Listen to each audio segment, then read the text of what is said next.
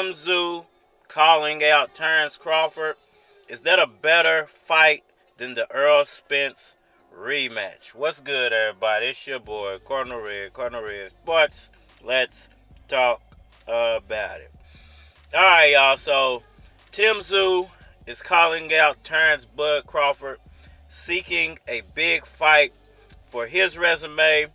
And I'm asking the question to the boxing community, is that a better fight than the Errol Spence rematch? Let's break it down for anybody listening. Shockingly, undefeated Australian star Tim Tszyu. What's interesting is Tim Tszyu sets his sights on Terence Bud Crawford. Alright, y'all. So, Terence Crawford, Tim Tszyu at 154. Would that be a better fight than Terence Crawford, Errol Spence at 154? I think that's a tricky question. Tim Tszyu, has another country behind him. He has a pretty decent sized country behind him, and they seem to be riding with Tim Tszyu or Tim Tszyu, however you want to pronounce it. But would it actually sell as far as pay-per-view? And I think it would sell if they had the live gate over in Australia, I believe is where Tim Tszyu is from. But I don't think it would actually do well on pay-per-view. Now, it would most likely do decent numbers over there as far as pay-per-view goes. I would say somewhere around 150, maybe 200,000 buys. Now, when it comes to an Errol Spence rematch, I think those have built-in numbers. I think if you put Terence Crawford and Errol Spence in a rematch together, you sell it on pay-per-view, it's going to do well at the gate. The pay-per-view, I would say somewhere around 500,000 buys. But it was boring. Terence Crawford has a lot of new fans now, so a lot of those people that's tuning in for that rematch are going to be Errol Spence fans. They were Errol Spence fans last year, but since Terence Crawford beat them, they're now Terence Crawford fans.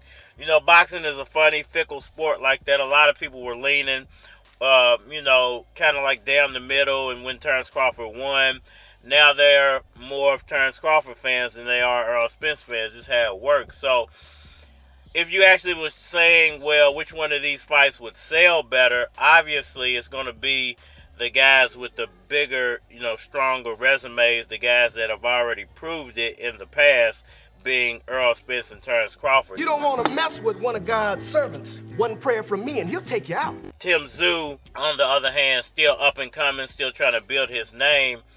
Still, I think is one fight away from being a full-fledged boxing celebrity globally.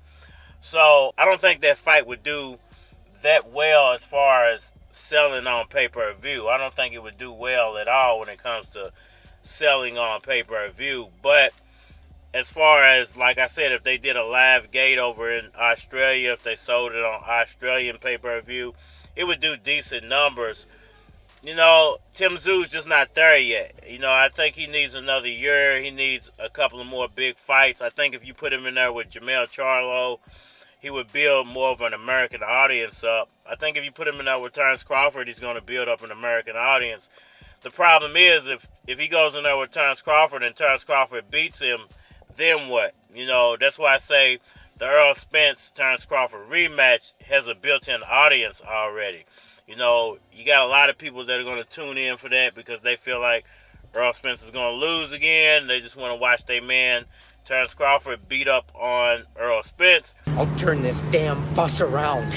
That'll end your precious little field trip pretty damn quick, huh? You got a lot of Errol Spence fans that think that the first fight was kind of a fluke and he's going to redeem himself in the second fight. So there's already a built-in audience for this fight. So if you got to compare the two, if you got to ask the question, which one would sell better, it's obviously going to be the Errol Spence versus Terence Crawford fight. Now, I know a lot of people feel like that fight is in jeopardy because of what's going on with Showtime, but if you watch my 2 previous videos, you'll understand what's really going on, and it's not a situation of that rematch isn't going to happen because of Showtime. The only reason that rematch won't happen is because of Terence Crawford muddying up the waters and trying to make it seem like he doesn't want to fight Errol Spence at 154, and it has to happen at 147. And, you know, according to Steven Espinosa, that is ducking. That's unfair on behalf of Terence Crawford, because if you're willing to fight Tim Tszyu at 154, what's stopping you from fighting Errol Spence at 154? If you're willing to fight Canelo at 168, what's stopping you from fighting Errol Spence at 154? If you're willing to fight Charlo at 154, which you were at first, and then as soon as he lost, now you don't want that fight anymore, then, you know, is Terence Crawford really being a bad sport and not playing fair? And I think you could argue, well, this isn't a fair sport, so why would you expect Terence Crawford to play fair? Listen, if you want to make good money in this business, if you want to do good business, if you want to stay in business, you're going to have to learn how to play fair, or people just won't deal with you, and you'll run the risk of blackballing yourself. Always prepare like your life depends on it. And if you want to be a professional, compare yourself to your competition. Look at what they're doing. And if you're not doing at least as much as they're doing, then you'll never be able to beat the people that are already winning. And don't expect anyone to give you something, because it doesn't help them to give you something. You're taking their position. You got to take something. Y'all let me know what y'all think about all that down in the comment section below. Hit that like button for me. Share. Subscribe. Holler at me on all social media platforms: Facebook, Instagram, YouTube, Twitter.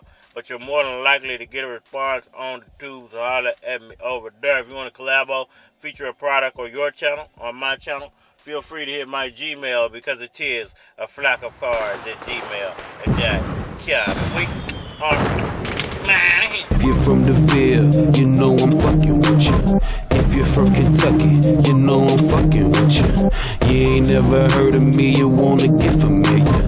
Well, my nigga, let me paint a picture. 12 motherfuckers splitting 3 bedrooms. Dang, my nigga, let me get some leg room. Every single night we watch the 10 o'clock news. Young black man murdered over tennis shoes. Every year we move to a brand new hood. Had to fight a nigga just to make it understood. Bitch, I learned to fight from Wayne and your knuckle. First thing they taught me, nigga, swing if you touch it. Moved out of town when I turned 19. Seen $400 pounds of light green. Moved back home before I turned 20. I guess you could say that was the birth of Louis Keys. It was time to let these niggas know my name. Young Real introduced me to the game. He was rapping too big back in the day, when they had Daddy Yo and Hurricane. They was getting beats from Willie Will and Lil J. Can't forget Young Surge, they did they thing. That motivated me to do the same, and I did it. Spit it so clean, they thought I came from a dentist. This is for my niggas with the chain gang sickness. When you make it home, I got some change and some bitches.